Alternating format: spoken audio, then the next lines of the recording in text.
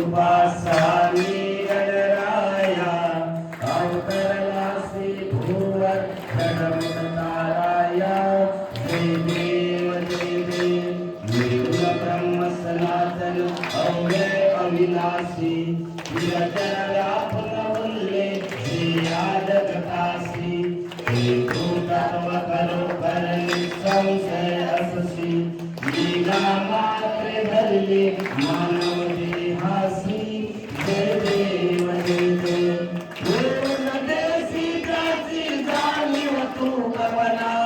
करोली गण गण गणा प्रभूते या भजना होते या भजना